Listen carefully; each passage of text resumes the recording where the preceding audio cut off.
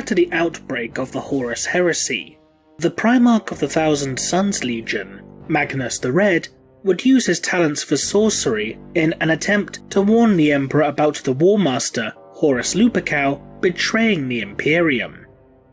In doing so, Magnus would break the Edict of Nicaea, a decree set by the Emperor forbidding both the study and use of such powers. The Primarch's sorceress abilities, combined with an impromptu bargain made with Tzeentch, the Chaos God of Magic, Change, and Fate, would irreparably damage the Emperor's secret webway project. This in turn would result in the creation of a warp tear which allowed demons to swarm en masse towards Terra. This event, known as Magnus's Folly, would lead to the Emperor of Mankind being forced to utilize a device known as the Golden Throne in an attempt to prevent the warp tear from engulfing Terra and in turn the entire Sol system, by striving to harness its rampant and nigh uncontrollable energies. The warriors of the Legio Custodes and the Silent Sisterhood would be sent into the webway as a bulwark to stand against the encroaching demonic tide. This battle between man and demon would become known within Imperial records as the War within the Webway. One of the custodians who fought within this conflict was Ra Endymion. Endymion was taken to be inducted into the ranks of the Legio Custodes by none other than Constantine Valdor himself, when Endymion was only 4 years old. This was due to Endymion's mother committing the crime of stealing the remnants of one of Terra's remaining oceans, a crime for which she was summarily executed. Now named Ra after a sun god of ancient legend, Endymion would eventually rise to become the leader of Squad Dynastes, as well as becoming tribune of the Hecanatoi. Over the course of the conflict within the Webway, Endymion would eventually become the sole commander of the Emperor's forces against the demonic hordes. The conflict within the Webway would grow even greater in intensity thanks to the arrival of the demon known as Drach'nyen, an entity born as a result of humanity's first act of murder. Drach'nyen's presence not only caused the demonic hordes to assault the Terran Webway Gate with renewed vigour and vehemence, but the entity itself was so powerful that the Emperor was forced to join the battle in order to prevent Drach'nyen from almost single-handedly overrunning his forces.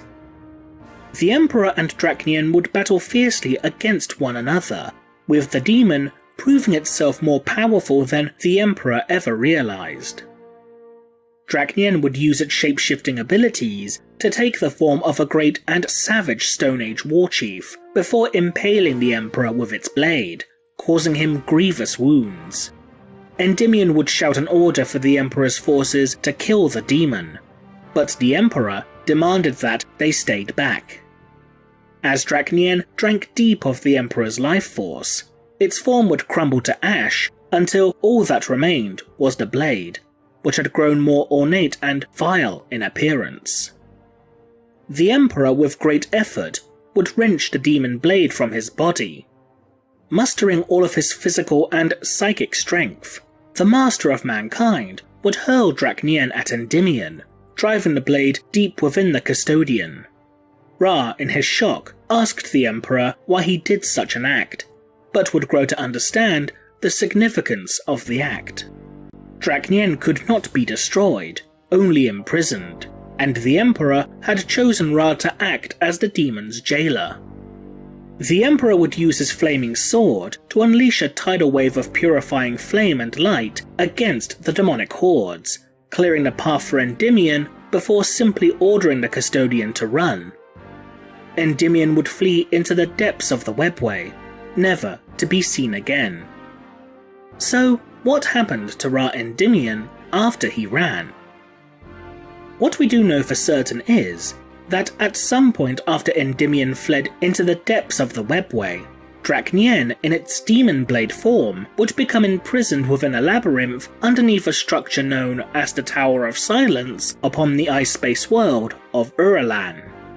This world, according to the forbidden law of demonic entities, was said to be where the gods themselves had sealed away their deepest and darkest secrets.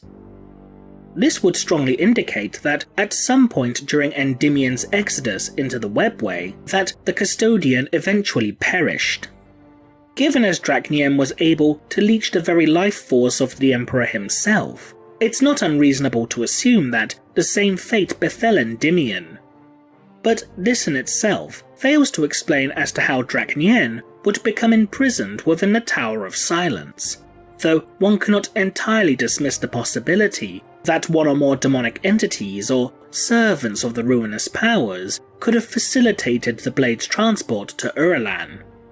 But there is more to the story in regards to Drach'nyen's imprisonment within the Tower of Silence. During his first Black Crusade, the newest War Master of Chaos, Abaddon the Despoiler, would inflict so much pain, suffering and despair upon the Imperium that the Chaos Gods themselves would inform Abaddon of the location of the Tower of Silence as a token of their gratitude. The Despoiler would travel to Ur-Lan and enter the tower with a cadre of his most elite warriors, but would immediately be set upon by the tower's guardians, vast constructs that crackled with dark energies. Abaddon would battle his way into the depths of the tower's underground labyrinth, navigating its ever-shifting passages and fighting against the spirits of the dead. Exhausted after hours or possibly even days of continuous battle, Abaddon prepared to die within the depths of the labyrinth, but would unexpectedly be led towards the center of the maze, where Drach'nyen resided, by a mysterious figure. This figure, as stated within the 7th edition Black Legion Codex, was described as being a perfect being wreathed in golden light. The golden being remained silent as Abaddon attempted time and time again to ascertain its identity, and the figure would even go as far as to keep its face hidden from the Despoiler. Could this golden figure be in fact the spirit of Ra Endymion? The golden spirit was said to have a perfect form, and seeing as the warriors of the Custodes were engineered to be perfect warriors, as befitting the personal bodyguards of the Emperor himself, this could be in itself a potential link between the two, as well as the golden light being representative of Ra Endymion's golden armor. The fact that the labyrinth where Abaddon encountered this being was filled with the spirits of the dead could also be a potential piece of evidence of the golden warrior being Endymion, as the custodian could very well have made his way to Ur-Lan before perishing. Ur-Lan, as stated earlier, is a world within ice space, which is a term given to worlds that exist within the warp space rift known as the Eye of Terror, where the warp and real space overlap in many strange and physics-defying ways. In addition, a large number of these ice space worlds would have once been a part of the ancient Eldari Empire, with many such worlds having upon them one or more webway gates. As such, it's certainly feasible to assume that Endymion could have traversed the webway until reaching the gate for Ur-Lan, before stepping through it, possibly as the last few portions of strength left his body, leaving him to die upon that accursed world. Now, admittedly, there is little else to support the notion that this golden figure is indeed Ra Endymion, and could have instead simply been a unique type of warp entity, similar to the avatar of the Astronomicon known as Imperius, who, in a similar manner to the golden figure within the labyrinth, was clad in a golden mask and projected an incredibly powerful aura that encapsulated its form. But if this golden figure truly was Ra Endymion, then this raises a more important question. Why would one of the Custodes, even one who was long dead, entertain the notion of providing assistance to a traitor Astartes? One possibility is that Endymion had over time become corrupted by Drach'nyen's power and influence. This isn't entirely outside the realm of possibility, for as stated within the novel The Master of Mankind, Endymion could feel the essence of Drach'nyen coursing through his body after the demon was impaled through and subsequently absorbed into the custodian's body. Ra rose on shaking limbs, leaning on his spear for support. The sword was gone now. The demon was within him, caged by his flesh, bound by his agony-drenched will. He felt its tendrils circling his bones, wrenching at them, thrashing at its need to reach the master of mankind. The creature tunneling through his blood would never stop, never die. It couldn't be destroyed, only imprisoned. It's known that prolonged exposure to demonic entities, especially those bound within weaponized forms, are known to corrupt those mortals who remain within their close proximity. While no members of the Legio Custodes have ever fallen to chaotic corruption, at least officially, that is not to say that such an act is impossible. Even the Grey Knights chapter of the Adeptus Astartes, who are said to be immune to the corrupting influence of chaos entirely, are pushed to their very limits if forced to remain within the presence of the demonic blade, known as the Blade of Antweer, for extended periods of time.